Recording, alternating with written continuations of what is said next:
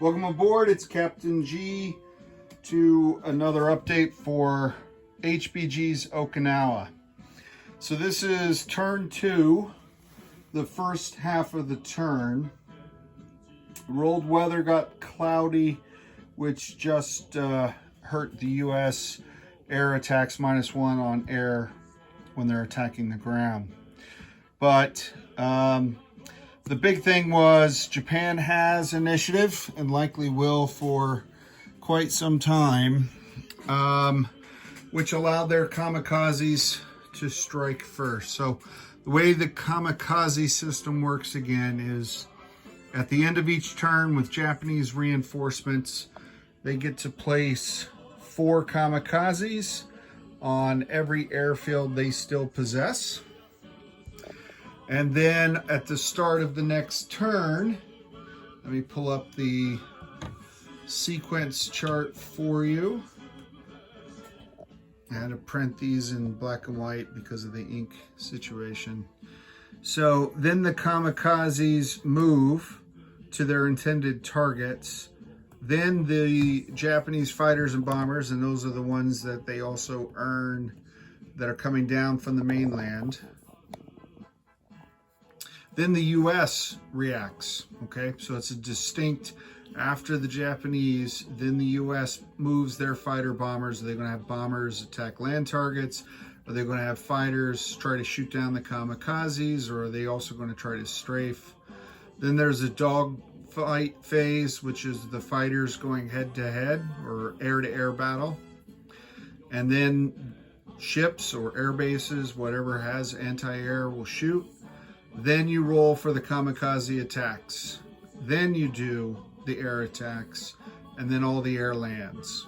And we're over here because Japan has the initiative. So then I went ahead and finished Japanese artillery movement and combat. So that's a huge volume. I almost stopped at the kamikazes, but I went ahead and finished because the Japanese moves for this part this early in the game were not much. So with the kamikaze strikes, because they have the initiative, 2 kamikazes in each zone can attack prior to the US moving fighters or shooting air, anti-air. So what that meant was the Japanese were able to send 2 kamikazes into this C zone, 2 into this C zone, 2 into that C zone, 2 into that C zone, etc. Every C zone that had US naval vessels, as well as some of the transports, I put 2 for the fleets, and then 1 or 2 in these, depending on what I wanted to hit. And then I took all the remaining kamikazes and all of the Japan Air Force, and I tried to overwhelm 1 zone. So 2 kamikazes struck first. 1 ended up, I'll tell you, 1 hit this carrier and 1 sunk a destroyer. And that's determined by these dice rolls. So each kamikaze rolls a D12. 9 or higher is a miss. If you roll an 8, the only thing you can target is a destroyer. If there are no destroyers in the zone, you move up to row 6, etc. And it tells you if you don't have a cruiser or destroyer, then you move up. And if you don't have those ships, you move up. And eventually you get to row 1, which is the only row that allows you to hit transports. So they are protected. But carriers, escort carriers, you're hitting some serious aircraft carrying platforms, some major ships. So in a couple cases, the Japanese rolled misses, but in most cases they were able to hit. So hit an escort carrier, caused damage to 3 fleet carriers. 1 hit in each zone and each carrier. Then I hit damage on 2 cruisers and 1, 2, 3, 4 escort carriers. And the key thing here is because the Japanese had the Kamikaze initiative, they were able to strike before the U.S. aircraft moved. The U.S. was not able to launch their aircraft and send them out on missions. So one hit will disable a escort carrier, and it cannot launch or land aircraft. This damage on these guys, they're somewhat limited on their operations.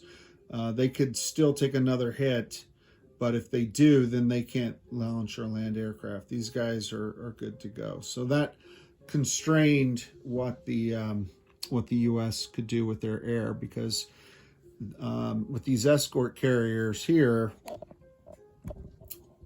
the aircraft's not dead, it just can't launch. So I'm not giving the Japanese victory points until this carrier is sunk, and then both the aircraft and the carrier go to victory points. So looking at the splashes, there were, what is this? 3 fleet carriers damaged. These I've not given points to because it doesn't make sense to me that you would get 20 points for damaging and then 50 points for sinking. So I'm just going to mark these as I go. And then at the end of the game, if they're still only damaged, then you get 20 points. And then if you sink them before then it takes off 1 that you would earn damage from. It's not clearly spelled out if I'm doing that correctly, but that seemed to make the most sense to me. Otherwise, carriers would be worth 20, 40, 90 points.